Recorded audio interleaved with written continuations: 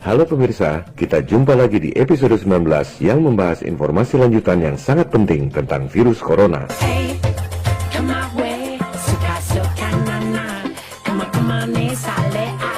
Episode 18 lalu, belum genap 7 hari tayang, memperoleh 1,5 juta viewers lebih, 96,2% likes. Tampaknya terlalu menyolok.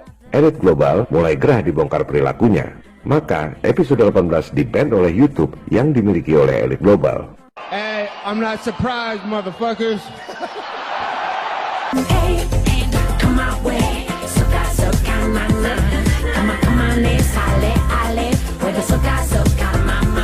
Pada episode ini, kita bongkar sebuah dokumen kredibel yang sangat mengejutkan.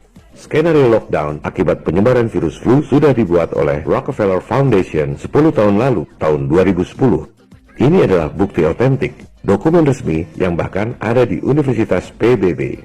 Apa yang terjadi saat ini? Panik global, orang-orang pasang masker, cek temperatur sebelum masuk gedung, toko-toko tutup, lockdown, ekonomi runtuh, adalah persis seperti skenario yang dibuat 10 tahun lalu oleh Rockefeller Foundation yang merupakan salah satu pentolan elit global.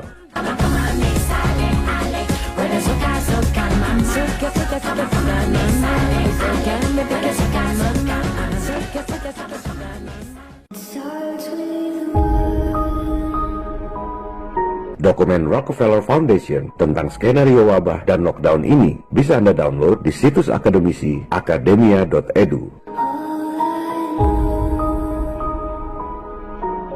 Para penggagas dan donatur Rockefeller Foundation diwakili oleh Managing Director-nya dan Global Business Network diwakili oleh Co-President. Dokumen ini menggunakan kedok kajian akademis, di mana Rockefeller Foundation dengan dana berlimpah memanggil narasumber dari berbagai kalangan, termasuk berbagai universitas terkemuka di Amerika, seperti MIT, New York University, Boston University, University of California Berkeley, dan The George Washington University. Kalau suatu saat dokumen ini terbongkar, seperti yang kita lakukan sekarang ini, mereka akan berkilah bahwa ini adalah kajian akademis, bukan rencana elit global. Anda harus bisa membaca yang tersirat, bukan hanya yang tersurat.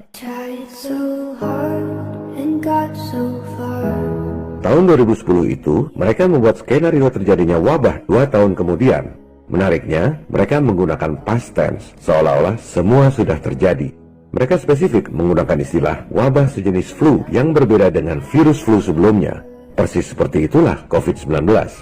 Wabah mengakibatkan lumpuhnya perekonomian, industri pada mati, rantai suplai dunia hancur, toko-toko dan kantor-kantor pada tutup, para karyawan jadi pengangguran.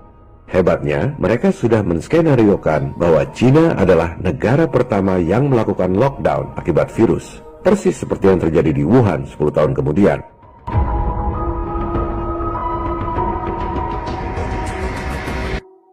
Dalam skenario mereka, para penduduk memakai masker, cek temperatur tubuh sebelum masuk gedung, persis seperti yang terjadi saat ini. Dan dalam skenario Rockefeller ini, kontrol otoriter terhadap penduduk seperti itu terus berjalan meski wabahnya sudah hilang. Silakan Anda baca sendiri tulisannya. Inilah tujuan lockdown yang sesungguhnya. Jangan pikir cuma sebentar. Tujuannya supaya rakyat jadi seperti tawanan di penjara.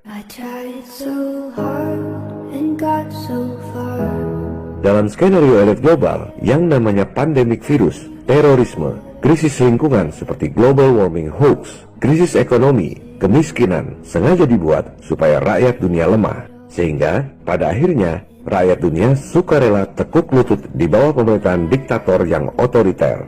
Perbudakan global, New World Order. One thing, I don't know why. It doesn't even matter how hard you try.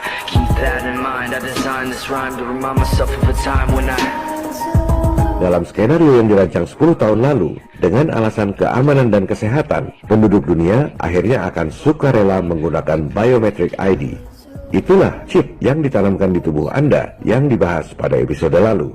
Dalam skenario mereka, Anda akan minta ditanam chip secara sukarela karena takut masalah keamanan, takut masalah kesehatan, dan sekaligus nantinya sebagai alat pembayaran satu-satunya pengganti uang, mata uang tunggal dunia di bawah New World Order.